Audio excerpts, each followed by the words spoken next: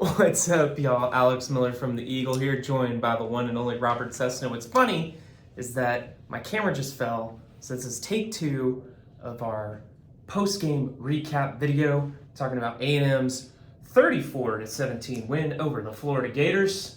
Cease, I know Jessica's probably not a happy person tonight, but there's 100,000 Aggies that are after they came away with a grinded out win over the Gators, and they're 6-0 for the first time since 2016.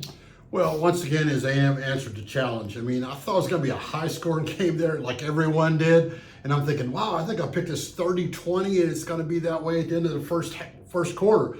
But once again, good teams adjusted. Even I got to give Florida credit a little bit. Marcel Reed started hot. He didn't end hot. But A&M's third down defense, the defense and running game in this league, you run the ball, you stop the run, you stop third downs, you're going to win a lot of games. Yeah, I think the story of the season so far is just how A&M has answered the bell each and every week. It's looked different every single time, but when push comes to shove, A&M's made the plays to come out on top, and that's why they're one of 11 teams left in the country that's still undefeated. Yeah, this is the first team I thought did a pretty good job after the first quarter of containing, not stopping, just containing Concepcion and Craver. What do? They run the ball and they throw, I think, 8 passes to their tight ends. They threw to Morrow out of the back. Once again, finding ways to move the ball and win the game. This game wasn't close. It was 17. And Florida did some weird things there in the third quarter and fourth quarter. But when you're losing, you do weird things. And once again, A&M puts teams in positions where they do stupid things. Well, and kudos to A&M in the run game, too, because losing Le'Veon Moss there in the second quarter was a huge hit. He was really going there those first 20 minutes or so, and then he leaves the game after he takes a hit to the right side. There was no update from Mike Elko. I know the ESPN broadcast said that Moss was dealing with an ankle injury, so I guess we'll see how that all shakes out here in the coming days. But for about the next 20 minutes or so of game time, A&M had a really hard time running the ball. Let's be honest. Owens, it didn't matter if it was Daniels, even Morrow, they had a hard time getting something going. But A&M stayed committed to the run, and eventually they really wore out that Florida defense, and it really showed there in that fourth quarter when A&M was able to put the game away and milk the clock with the run game, not to mention that E.J. Smith got in there against his dad's old team to help put the game on ice.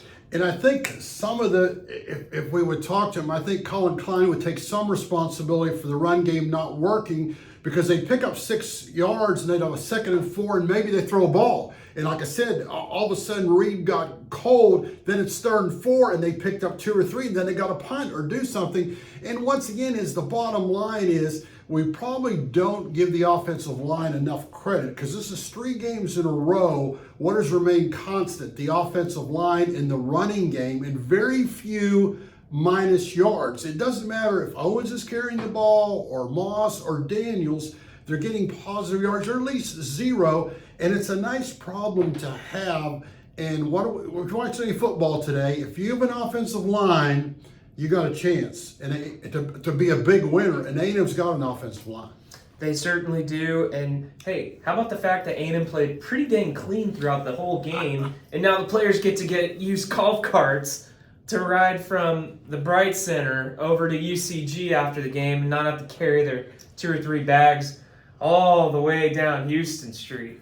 Well, this is the first time it's taken 6 games. Maybe they had 1 more, but they had a celebration penalty. Mm-hmm. And I think that's okay. So they had a penalty today that was really a good penalty, because it was the last turnover, the interception, what have you. But yes, they definitely did a better job on the penalties. And we talked before, all of us, they have to do that because they're going on the road. And when you go on the road, you got to be smarter.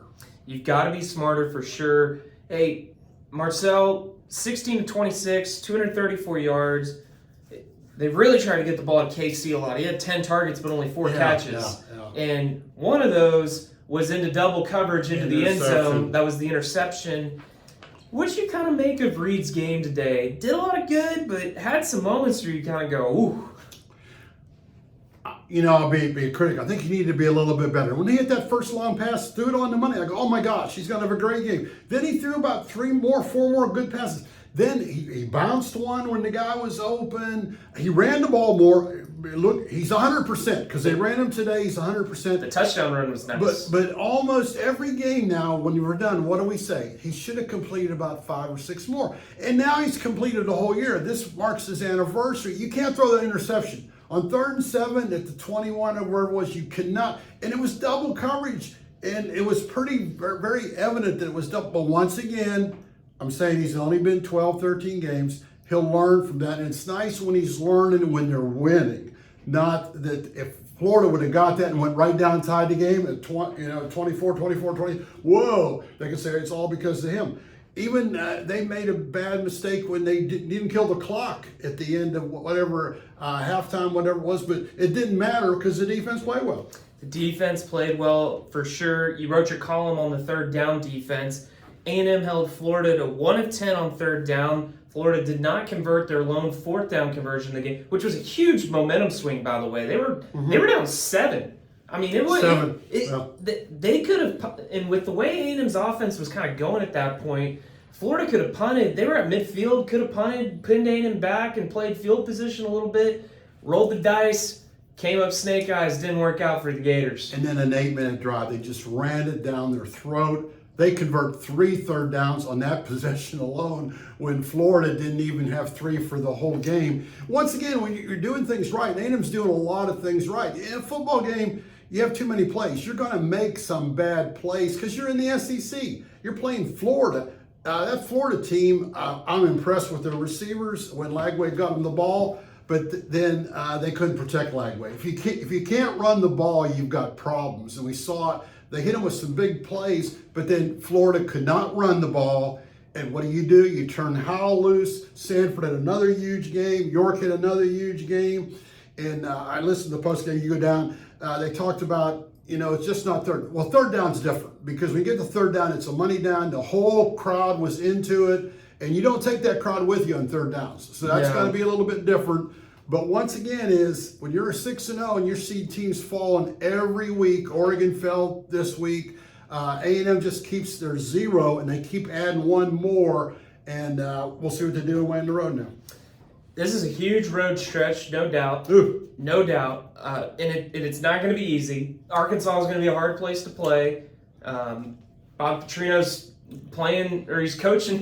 He's basically giving his audition right now to become Arkansas's head coach again. They pushed Tennessee to the limit today. Tennessee's had a couple of close calls, by the way, with Mississippi State, now Arkansas. Don't know how good they are. We'll wait. They're going to play Alabama in a couple weeks. Yeah. Well, we're going to learn more about Tennessee. We're also going to learn more about A&M over these next 3 weeks. LSU, they've kind of been slouching around. They really grinded out a win over South Carolina today. I was kind of impressed with Missouri today. I think that'll too. be tough. I think it'll be tough. I think Missouri is going to be a really tough, especially if it's at night. I think that place at night really gets up. I think you can look back at that 2013 game when A&M went over there with Johnny Manziel and they were playing to win the SEC East. That crowd was pretty crazy. And you can get some bad weather at Missouri. It's going to be a while. It could be like a 40-degree night. You think, well, that's nothing. When you're playing in Texas, when you go on the road and you get behind and it's a little mist and you're in Missouri, it can be difficult. But once again, A&M 6-0. You can talk about what if, this and that. They're 6-0, and a lot of people can't say that. A lot of people can't say that. Well, hey, what I can say is go read all of our coverage from tonight's game at theeagle.com. They're turning out the lights at Kyle Field, telling us to get the heck out of here. Cannon just went off again. The cannon just went off again. Thanks for following all of our coverage. We'll see you next week up in Fayetteville.